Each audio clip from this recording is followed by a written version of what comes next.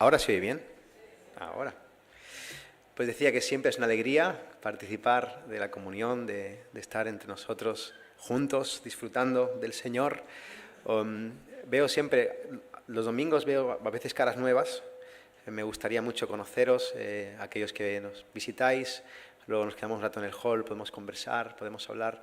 Como decía el hermano, después tenemos un tiempo de comida, quedamos cada domingo, así que si has venido y te apetece quedarte después y no has traído nada, no te preocupes, podemos compartir. La idea es conocernos, poder pasar un tiempo juntos y que te sientas abrazado, que te sientas bienvenido en casa.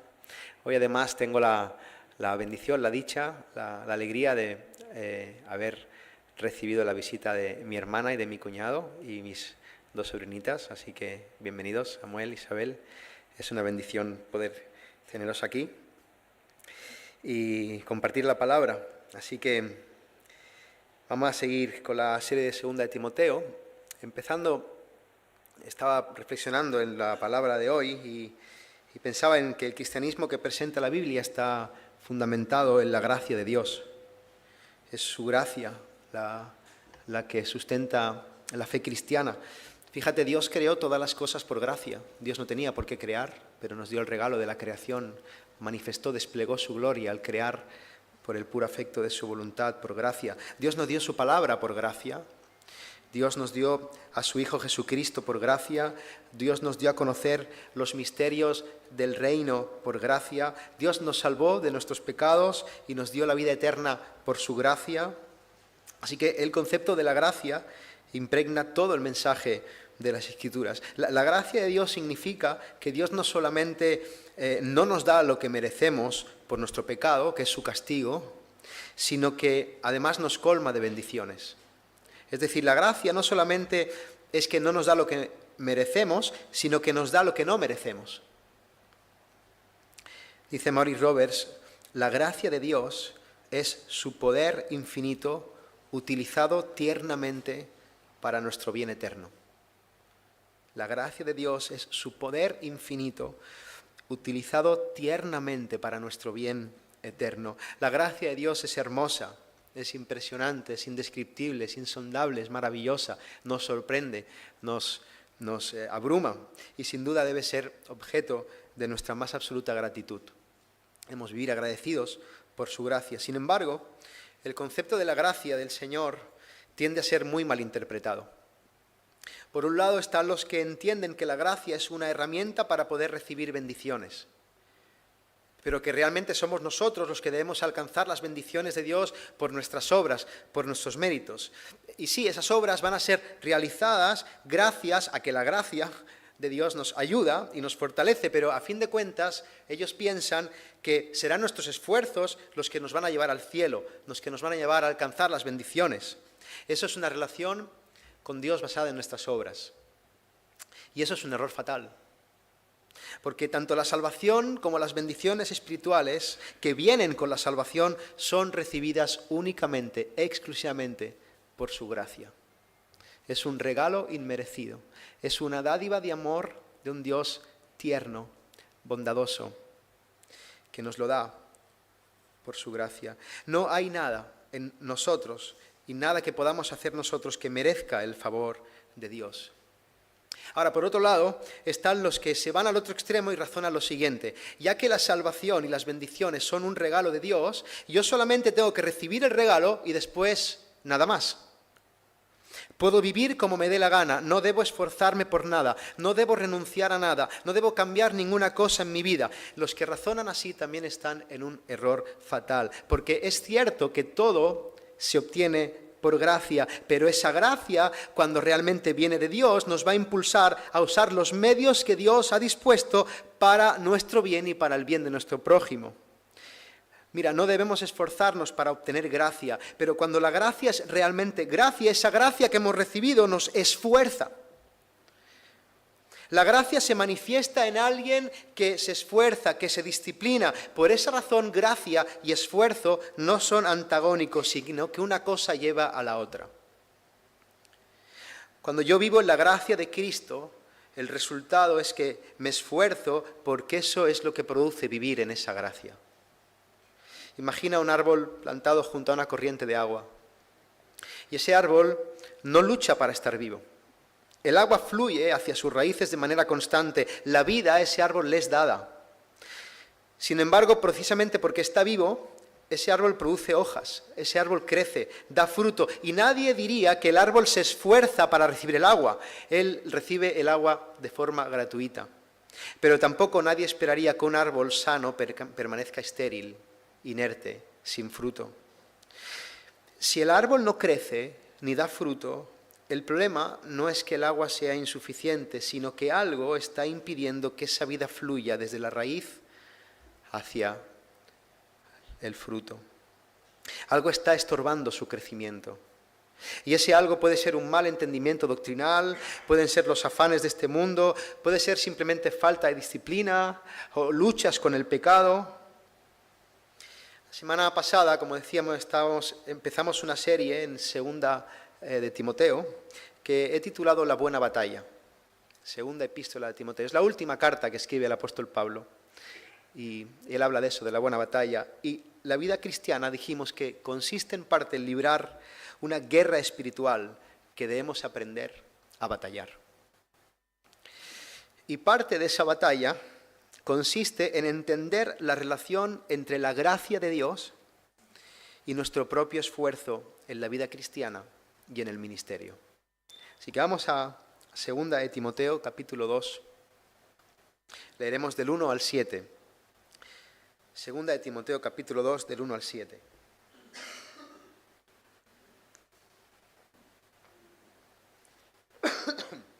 Dice así la palabra del Señor. Tú pues, hijo mío, esfuérzate en la gracia que es en Cristo Jesús. Lo que has oído de mí ante muchos testigos, esto encarga a hombres fieles que sean idóneos para enseñar también a otros. Tú pues sufre penalidades como buen soldado de Jesucristo. Ninguno que milita se enreda en los negocios de la vida a fin de agradar a aquel que lo tomó por soldado. Y también el que lucha como atleta no es coronado, sino lucha legítimamente. El labrador, para participar de los frutos, debe trabajar primero. Considera lo que te digo, y el Señor te dé entendimiento en todo. Vamos a orar para que el Señor nos dé entendimiento en todo. Amén. Señor, venimos delante de ti pidiéndote, Señor, que tú nos expliques esto, que no solamente lo podamos entender en nuestras mentes, sino que la verdad pase a nuestros corazones y que tú nos des entendimiento. Ayúdanos a parar, a reflexionar, a considerar, para que esta palabra dé fruto y podamos crecer en fe, en amor, en piedad, y que esta iglesia sea bendecida y edificada, Señor. Sigue bendiciendo, sigue regándonos con tu bien. Que tu Santo Espíritu se mueva entre nosotros. Que tu poder se haga manifiesto, Señor, y que todas las cosas se ordenen para tu gloria. En el nombre de Jesús. Amén. Pablo le está escribiendo a su discípulo Timoteo y lo hace esperando ser ejecutado desde una cárcel fría y húmeda en la Roma del primer siglo, una cárcel bastante incómoda, difícil de soportar. Él está escribiendo su última carta, esperando ese momento en el que va a entregar su vida por el Evangelio, por el Señor Jesucristo.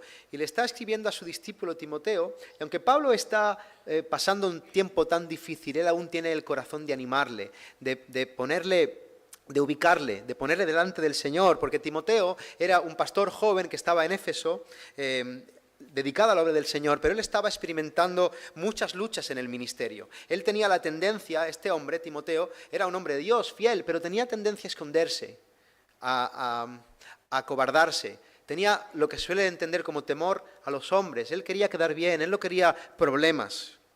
Y Pablo le dice que no se avergüence, que no tenga temor a la deshonra, que cumpla con su ministerio, que avive el fuego del don de Dios que está en él por la imposición de manos, que no se avergüence ni del ministerio, ni del evangelio, ni de la herencia espiritual que había recibido. Timoteo debía ser valiente, debía cumplir con su labor, la labor que Dios le había encomendado, y eso requería que Timoteo se esforzara, que trabajara, que pusiera su mano en el arado. Ahora, ¿qué es lo que debía hacer Timoteo? ¿En qué tenía que esforzarse? Timoteo debía enseñar, discipular a otros, pensando en que estos otros también enseñaran, discipularan a otros. O sea, Pablo aquí está preocupado en sus bisnietos espirituales. Fijaros, Pablo era padre espiritual de Timoteo y le está diciendo a Timoteo, Timoteo, haz hijos y que estos hijos hagan hijos también. Pablo era un bisabuelo espiritual.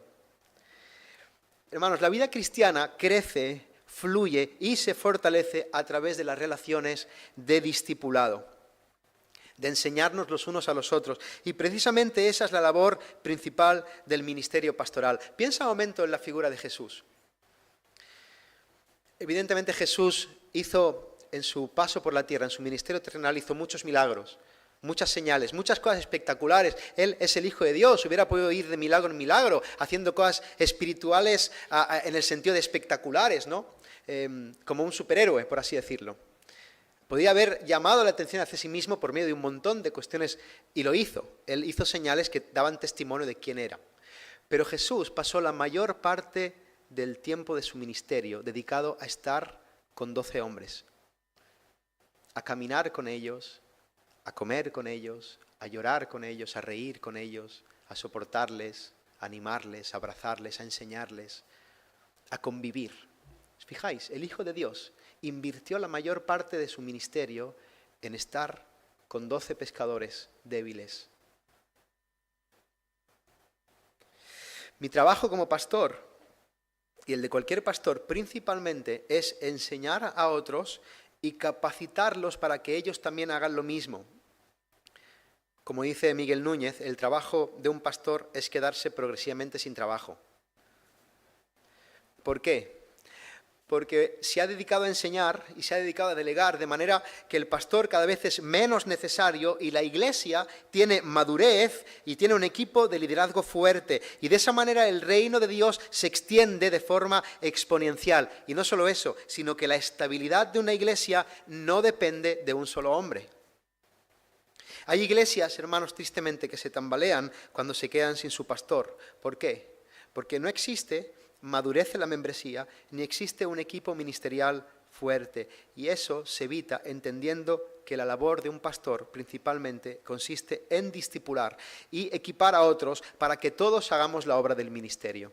Esto es obra de todos. Y cuando eso ocurre, Dios, en su misericordia, muestra los dones y levanta pastores y levanta diáconos para el correcto crecimiento de la iglesia. Así que os animo, hermanos, a orar para que eso ocurra, a orar por mí, a procurarlo, a trabajar en ello. Ahora, eso no solamente es la labor de un pastor, eso no solamente es algo que debo hacer yo, porque el discipulado debe formar parte de la vida natural de cualquier cristiano.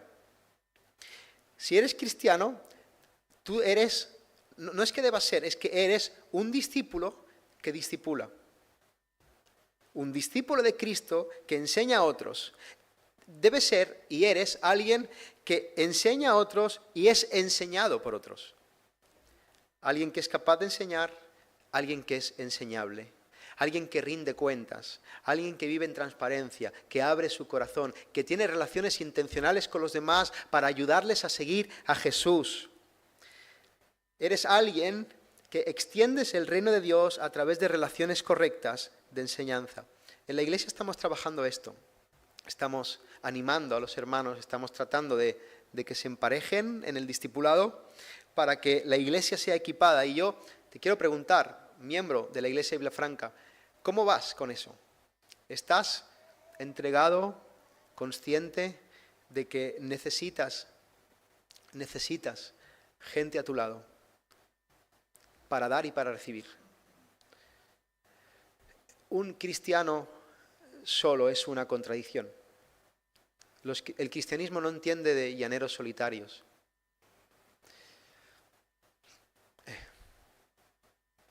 Necesitamos los unos de los otros.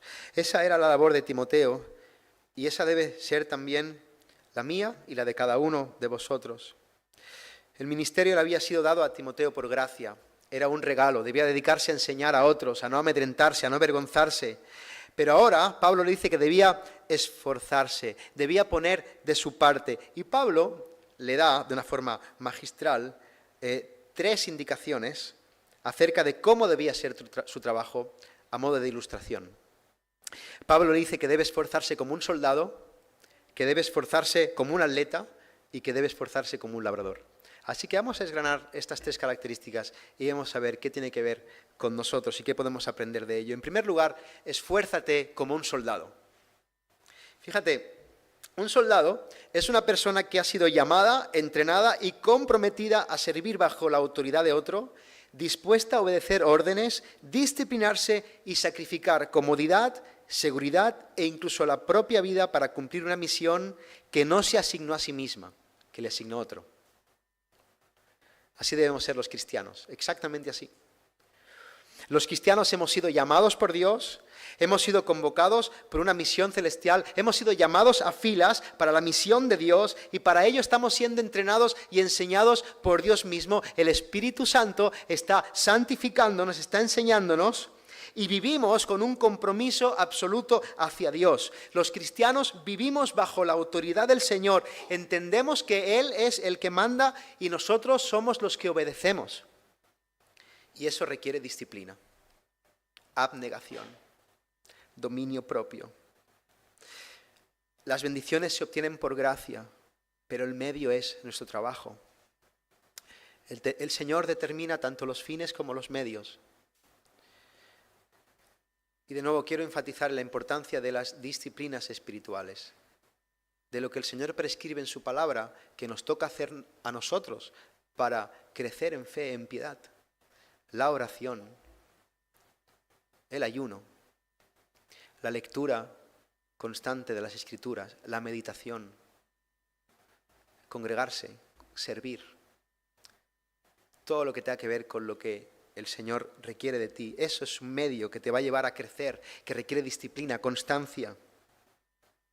Los cristianos entendemos que debemos hacer sacrificios. Al igual que el soldado, los cristianos no vivimos entregados a la comodidad, estamos dispuestos a sufrir de cualquier manera, a sufrir escasez, a sufrir ser deshonrados por los hombres, a no vender el mensaje, a sufrir ser marginados, a sufrir ser traicionados, a perder nuestro estatus, a sufrir no poder hacer lo que nos apetece cuando nos apetece porque nos apetece, a sufrir exponernos a situaciones incómodas o a perder nuestra seguridad o como estaba haciendo Pablo en ese momento, incluso a exponer nuestra propia vida por amor al Evangelio. ¿Y por qué razón? ¿Por qué un soldado debe hacer eso? ¿Por qué debemos hacer eso los cristianos? Porque al igual que un soldado, la meta del cristiano es agradar a aquel que lo llamó. Agradar a aquel que lo llamó.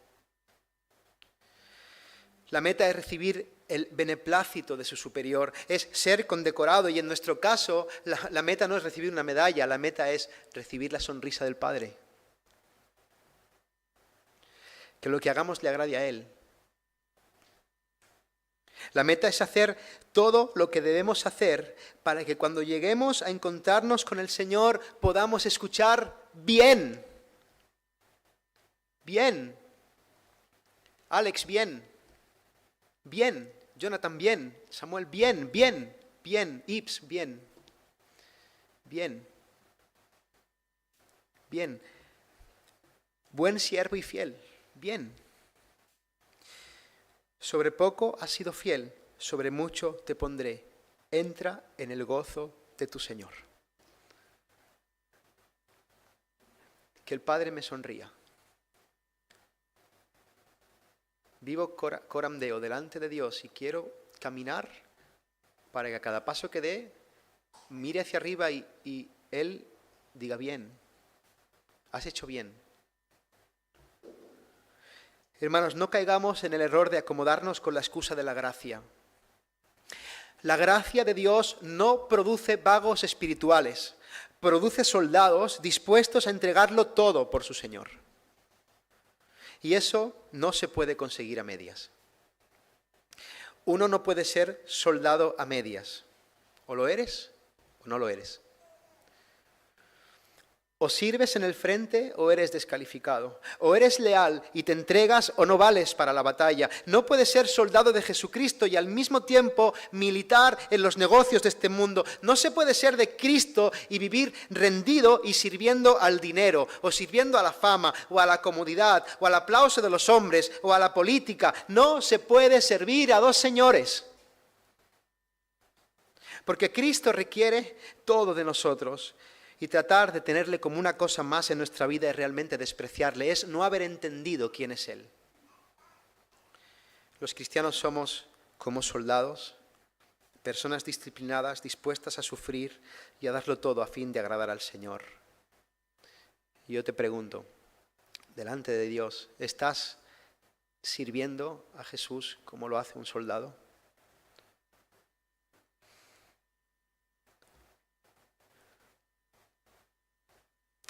La segunda característica que presenta Pablo es la del atleta. Esfuérzate como un atleta, dice. En la Grecia del siglo I, de hecho vemos la importancia que le daban al deporte los griegos, ¿no? La maratón, las olimpiadas, todo eso viene de ahí. La figura de un atleta era profundamente respetada. Un atleta era alguien muy importante. Un atleta era un hombre sometido a una disciplina extrema. El atleta griego se entrenaba durante meses y años, seguía rutinas estrictas de ejercicio, dieta y descanso, vivía bajo autodominio, controlando impulsos, controlando placeres.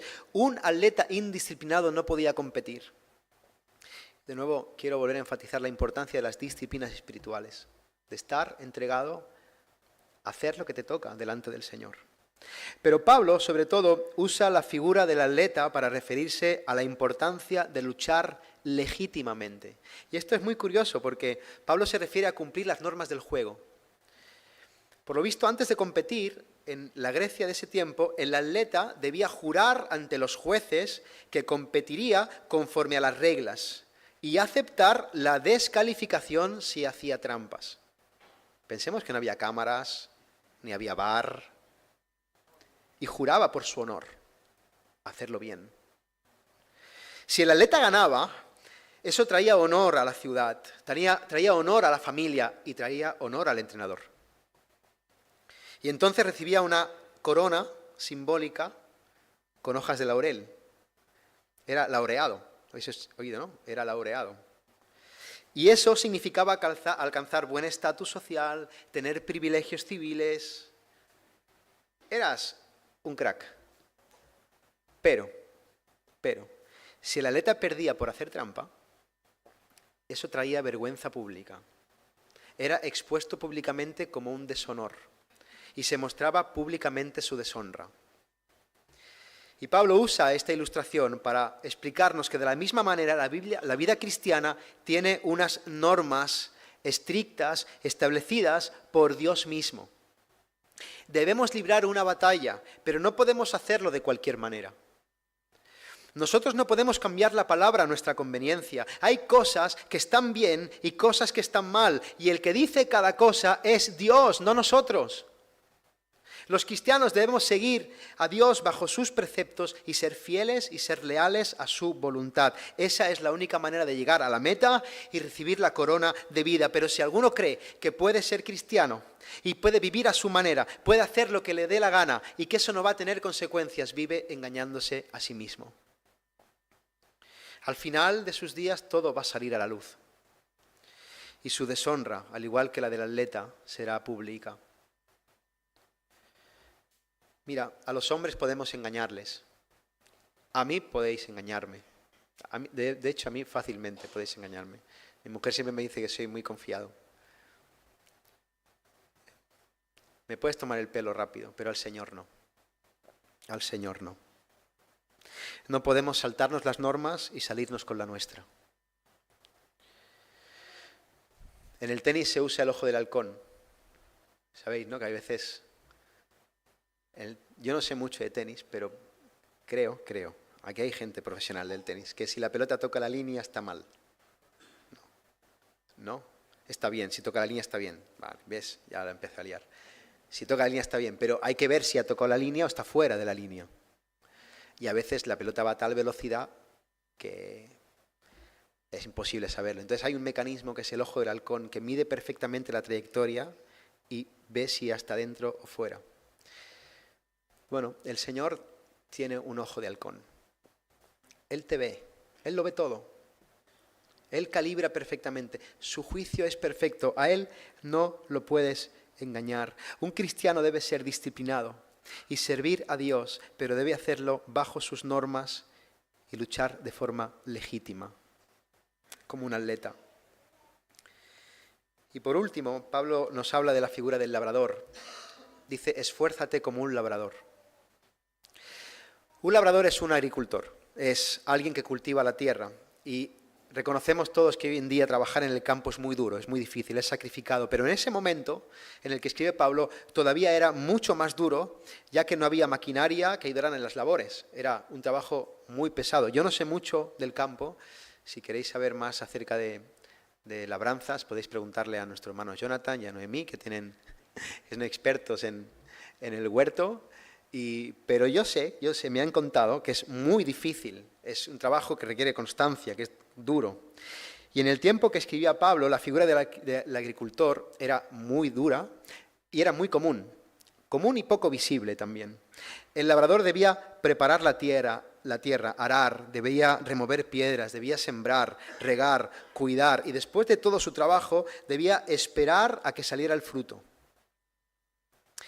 Se trataba de un trabajo diario que requería constancia y requería disciplina. Pero además era un trabajo poco visible, y eso pasa. Aquellos que no nos dedicamos al campo creo que podemos sentirnos identificados. Tú ves la fruta en el supermercado y te crees que eso ha llegado ahí por arte de magia, porque estaba ahí, que la han pillado del campo y la han traído, ¿no? Que sale porque sí. Y la ves ahí bien puestecita. Pero eso no es así. O sea, para que te puedas comer esa sandía fresquita y dulce en verano, hay mucho trabajo detrás. Un trabajo muy duro. Y de la misma forma, la labor de un cristiano es trabajar con paciencia y perseverar para tener fruto. Ahora, la paciencia es importante porque el crecimiento en la labranza, en la agricultura, no se puede acelerar. El fruto tarda su tiempo en salir y si quieres correr, al final ese fruto sale mal. La fruta no está madurada, está mala y debe ser desechada. Eso da mucho coraje. Cuando vas a la frutería y la fruta no está madura y está ácido, ¿verdad? No está buena, no le han dejado el tiempo que debía estar. El fruto necesita su tiempo para salir. Y de la misma forma, las cosas del reino no deben ser tratadas con prisa. No podemos correr en las cosas del Señor. El discipulado lleva su tiempo y que Dios levante ministerios también lleva su tiempo. Es como los buenos platos, ¿no? Los buenos guisos tienen que hacer chup chup, mucho rato. Y tienes que pasar ese tiempo. Están las ollas express, pero en el cristianismo no existen las ollas express. No hay tal cosa. Requiere tiempo, paciencia. Si lo sacas antes, el guiso no estará bueno. Pero además de además de paciencia, el discipulado requiere perseverancia. ¿Por qué? Porque hay cosechas que no salen buenas. A veces el labrador hace todo lo que tiene que hacer y por lo que sea la cosecha sale mal. Y en ese momento no debemos desmayar. Pablo dedicaba mucho tiempo en personas que después le traicionaban, que después le fallaban. Y eso forma parte del ministerio, forma parte de la vida de una iglesia. Nada te garantiza que siempre salga el fruto que esperas. Y cuando eso ocurre, no debes desmayar. Mira, en el tiempo que llevo en el Señor, yo he tenido la bendición de ver casos de un fruto muy hermoso. Por ejemplo, hablo del caso de un hermano amado que está sirviendo en República Dominicana, se llama Jonathan González. Él era un chico, es un chico. Yo lo conocí, tenía 16 años y venía a casa con un hambre del Señor. Era un chico tierno, enseñable, quería aprender, inteligente, disciplinado, y yo me dediqué a estar por él, a quedar con él, a orar con él, a enseñarle, a discipularle. Luego plantó una iglesia, él vino a la iglesia, sirvió con fervor, él se dedicó en cuerpo y alma a servir al Señor y ahora está preparándose para la pastoral, está en República Dominicana sirviendo y tiene un matrimonio precioso, va a ser un misionero. Y cuando yo lo veo a veces que publica cosas en las redes sociales, mi corazón se llena de gozo, porque eso es una gloria del Señor que me ha concedido, es una bendición. Es algo que corre a mi cuenta. El Señor me ha dado la gracia de ver ese fruto hermoso en el que yo he contribuido y muchos otros pastores a que Él sea ese hombre de bendición. Hay más casos en los que el Señor a mí me ha regalado la bendición de ver crecer y ver fructificar a una persona para que sirva al Señor. Y gloria a Dios por ello. Pero también he tenido decepciones. Y he dedicado mucho tiempo a personas y después han dejado la fe, se han abandonado, me han traicionado, hay heridas. Y eso también te va a pasar a ti. Le pasa a Pablo, le pasó a Cristo. A veces verás buen fruto, otras veces tendrás decepciones. Y la clave está en perseverar, en hacer lo que nos corresponde y no desmayar. ¿Por qué? Porque además de eso, el discipulado es un trabajo poco visible. Esa labor que yo hice con Jonathan, nadie la ve el Señor. Mira, la predicación, las conferencias, los vídeos de YouTube, los videoclips, todo eso es muy visible, es notorio, concede gloria al que lo hace, nos concede aplausos, hace que la gente perciba que esa persona está trabajando para el Señor, está siendo útil y recibe reconocimiento, es algo que la gente ve. Pero las visitas a altas horas, las horas de consejería, las lágrimas por una persona en tu cuarto orando en lo secreto, las llamadas, las reuniones con grupos pequeños, todo eso no se ven. Eso no se ve tanto. Sin embargo, son las cosas que con el tiempo dan el fruto más consistente. Estar con gente. Mira, hay congregaciones que son muy fuertes porque tienen un liderazgo fuerte. Y las vemos desde fuera y puede parecer que eso es suerte, que les ha tocado. Ves iglesias que tienen 12 pastores comprometidos, una membresía grande, bien estructurado, y puedes pensar, vaya, hay que ver qué suerte, ¿no? Tantos pastores han ido allí, esta iglesia ha recibido mucha bendición. Y puedes sentir como con la fruta del supermercado, que eso está ahí. Les ha tocado, ¿no? Ya está. Pero eso no es así, no es suerte. Detrás de eso, detrás de una iglesia de esas características, hay muchos años de trabajo silencioso, muchos años de perseverancia, de oración. Volviendo a Miguel Núñez, cuando hice la asignatura de Ministerio Pastoral con él contaba el testimonio de cómo plantó la iglesia de la IBI. Es una iglesia que tiene como 1.500 miembros, son no sé cuántos pastores, una iglesia sana, centrada, que es un punto de luz en el mundo, es una bendición que ha edificado a muchísima gente. Y Miguel Núñez es una bendición. Y él contaba en la clase que cuando él empezó la iglesia en República Dominicana, él estuvo los primeros 4 años, simplemente predicaba el domingo y se dedicaba a discipular a un grupo reducido de hombres. No hizo nada más. No había ni escuelita dominical, ni grupos de mujeres, ni eventos, ni retiros. Él discipulaba a hombres para prepararlos para el ministerio.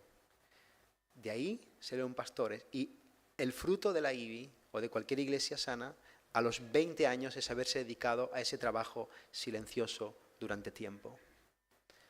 Ahora es una iglesia bendecida. Ese tipo de trabajo es muy sacrificado.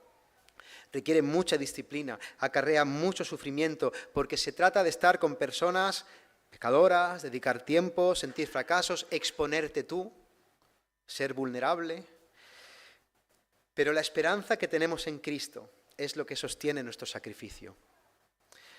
Mira, un agricultor se levanta a las 4 de la mañana, pasa frío, se cansa, trabaja duro, es constante y lo hace porque tiene la esperanza de que después va a obtener buen fruto.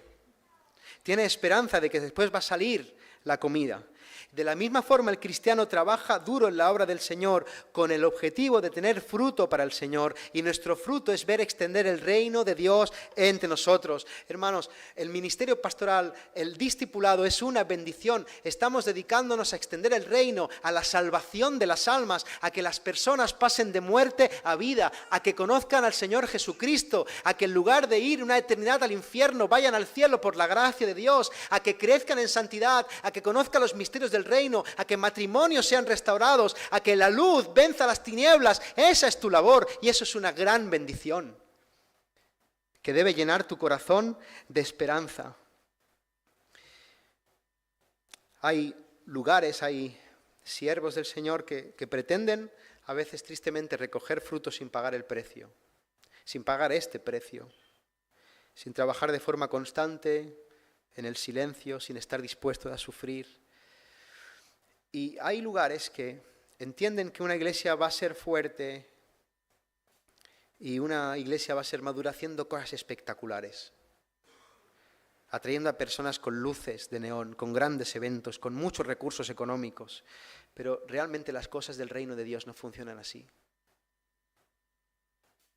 Para poder segar con regocijo, primero debemos estar dispuestos a sembrar con lágrimas. Y lo que nos sostiene en ese proceso es la esperanza de saber que de esa manera el Señor dará buen fruto y veremos grandes cosas entre nosotros. A la pregunta que nos tenemos que hacer nosotros, ¿estamos trabajando como lo hace un labrador?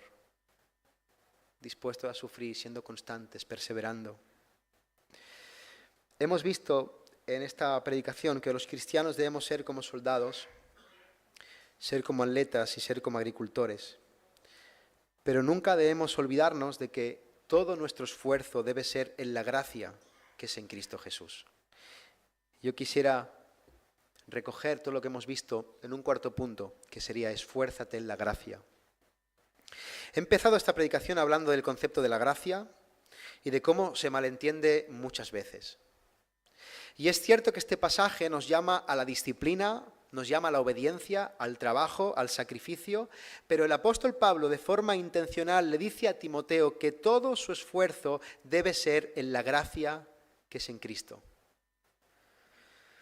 Iglesia, nosotros debemos hacer lo que nos toca, pero nunca debemos olvidar que es en la gracia de Dios lo que nos permite y nos capacita para trabajar para Él. Somos cristianos porque Jesucristo hizo una obra perfecta por nosotros. Él y solo Él es el ejemplo de soldado perfecto que fue disciplinado y obedeció al Padre hasta el fin para cumplir su misión. Él y solo Él es el ejemplo de atleta perfecto que luchó legítimamente cumpliendo con toda la ley de Dios y recibió una corona de gloria al haber vencido a la muerte y al pecado en la cruz. Jesús es el ejemplo perfecto del labrador, ya que sembró la tierra con su propia vida y nos enseña y nos discipula para que podamos dar buen fruto. Nunca nos olvidemos de que es su obra a nuestro favor la que nos concede la salvación y nos capacita para trabajar para Él. Nadie es salvo por tratar de ser un buen soldado, por tratar de ser un buen atleta, por tratar de ser un buen labrador. Y por esa razón el llamado del Evangelio es a confiar, a depositar nuestra fe, nuestra confianza en aquel que en su gracia lo hizo todo por nosotros. Y una vez estemos en Cristo, entonces, como dice Pablo en Filipenses, ocuparnos como soldados, atletas y labradores, ocuparnos en nuestra salvación con temor y temblor, porque es Dios el que produce en nosotros así el querer como el hacer por su buena voluntad. Cristo es el fundamento de nuestro trabajo y es el que realmente da fruto en nuestra vida cristiana y nuestro ministerio. Como dice Pablo, yo planté, Apolo regó, pero el crecimiento lo da Dios. Así que, hermano y hermana, sacrifícate en tu vida cristiana como un soldado. Hazlo legítimamente como un atleta y trabaja duro y persevera como lo hace un labrador. Hazlo con el objetivo de agradar a Dios, de recibir su recompensa y tener buen fruto para el Señor, pero hazlo siempre sabiendo que finalmente todo lo que haces y todo lo que obtienes es en la gracia de Cristo. Que podamos considerar esta palabra y el Señor nos dé entendimiento en todo. Amén. Vamos a orar.